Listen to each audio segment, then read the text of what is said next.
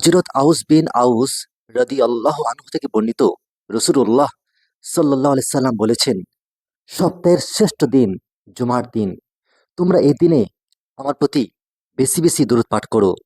তোমাদের দরুদ আমার নিকট পেশ করা হয়।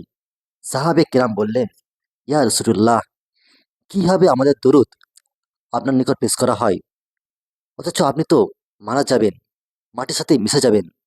নবী সাল্লাল্লাহু আলাইহি সাল্লাম বললেন, আল্লাহ তাআলা নবীদের শরীর জমিনের জন্য হারাম করে দিয়েছেন।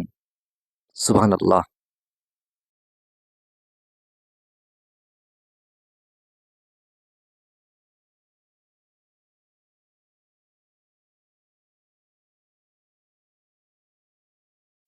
হযরত আব্দুল্লাহ বিন মাসউদ রাদিয়াল্লাহু আনহু থেকে বর্ণিত আছে, নবী করিম সাল্লাল্লাহু আলাইহি সাল্লাম ইরশাদ করেন, কিয়ামতের দিন মানুষের মধ্য থেকে সেই ব্যক্তি আমার অধিক নিকটবর্তী হবে, যে অধিক পরিমাণে আমার প্রতি দুরূদ পাঠ করেছে।